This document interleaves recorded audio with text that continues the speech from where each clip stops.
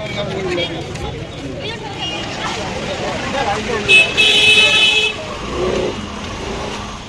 जाजोब्बाय जाम जाजोब्बाय नै गारि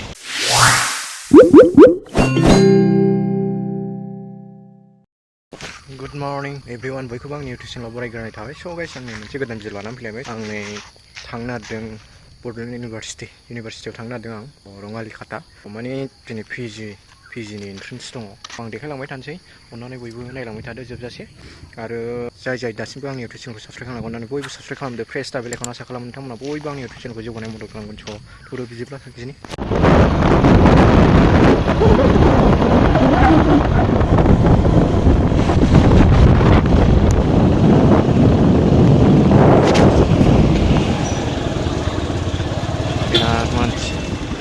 ओंखारसै आं ओरैबायदि मानसि जाम जाजोब्बाय नै गारि नायदो एन्ट्रेन्स होग्राजोब गासिबो जामजोबसै गारियानो जायगायानो गैला हाबनो स' आदा ओंखारबावबा देखायबावगोन आं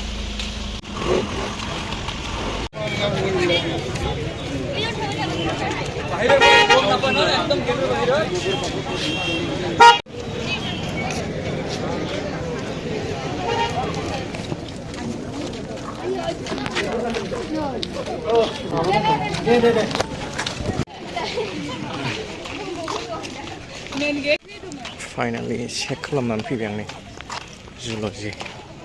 जुल'जि बैयाव गावसोरनो खोन्थाहरखायो ओमफ्राय जुल'जि डिपार्टमेन्ट ना आसाम टाइप जुल'जि डिपार्टमेन्ट बेयावनो जुल'जि हलखा जुल'जिनि 2 hours later जोबजोब्बायानो बयनाबो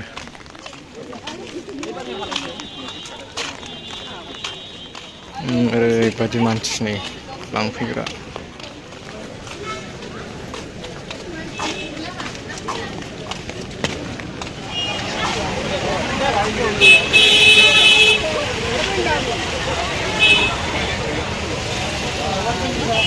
later ओरैबायदि मानसि एन्ट्रेन्स होग्राफोरखौ गासिबो थ' नायदो लोगोफोरा आं देखायगासिनो दं दासो होनानै फैदों आंबो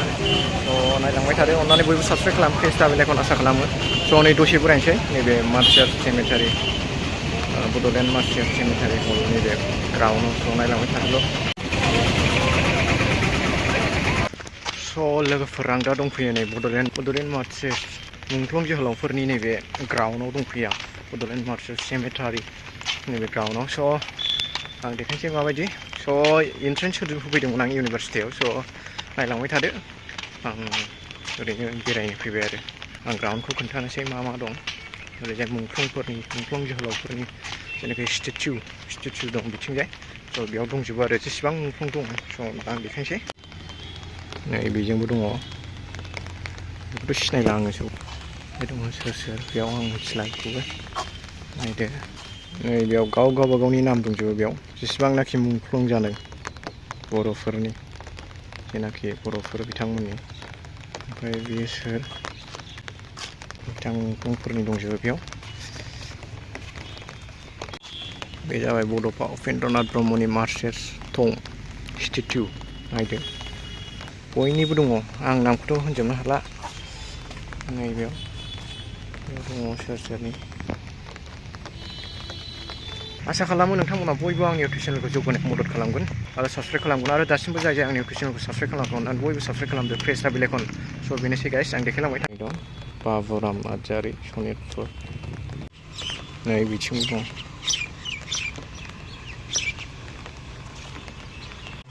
आगसि आगदा जेरैबो ग्राउन्ड खालामनानै दोनदों स' मार्टियार्सफोरनि थंखौ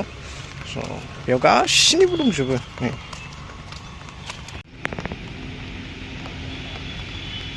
जाय बावनाय मार्टियार्सफोरनि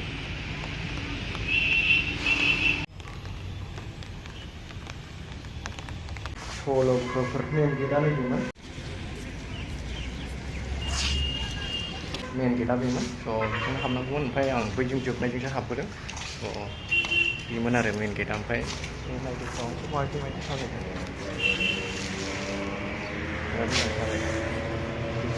नायदो आं दा खेबलांफिनसै ओरैजाय थांफिनसै नायलांबाय थादोल' बेखौ सोर गायसनामोन अन्थाइ स्टेनखौ श्री हाग्रामा महिलारि 2004आवनो स' नायदो सोर गायसनजेनामोन बेखौ एक्सुवेलि बिबार बारनाय समावसो साइज नुयो नै दा जेबो गैथ'थारा रानखावखाव बोथोरानो बिराद गाज्रि नुदों नायदो अखा हानायजों जाबजों लेथ्रा नुदों आरो फैयो बयबो ओरै क्लास गबाथाय आराम बेरायनो मोजांथार नै बयबो फैदों Later. नै बेयाव फुख्रि दं फुख्रि बायदि माबा खालामथाय आं मिथिया बेयाव मोनायावसो साइज नुयो नै बेनो फुख्रिया हौरै रेस्ट हाउस बायदि दं बेयाव आरो बेयाव थानानै नायनो हायो फुख्रिखौ नै लोगोफोर बे जाबाय बड'लेण्ड मार्टियार्स सेमेटारि बे जायगानि फुख्रि बायदि जावदों आरो ओमफ्राय मा खालामो आं मिथिला साइज खालामदों ओमफ्राय ग्राउन्डखौथ' आं खोन्थाखांजोबखाबाय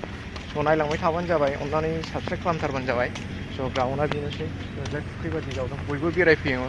बे कलेज गखांबाथाय ओरै इउनिभारसिटियाव जेसेबांनाखि स्टुडेन्ट दं बिथांमोनहा रेस्ट लायो क्लास लानोसै रेस्ट लासै बेयाव स' नायलांबाय थादो दिनै एन्ट्रेन्स दंमोन नालाय बेखायनो फैदोंमोन आं इउनिभारसिटियाव होखांबाय एग्जामा रिजाल्टखौ नेनोसै दा माबायदि जायो अननानै बयबो साबस्क्राइब खालामदो प्रेस दा बेलेखौनो आसा खालामो नोंथांमोना बयबो आंनि चेनेलखौ जौगानायाव मदद खालामगोन स' आं ग्राउन्डखौ खेबखांखाबाय स' इउनिभारसिटिया माबायदि बेखौबो खोन्थाबाय स' बेनोसै गाइस दिनैनि भिडिअखौ एसेयावनो फोजोबबाय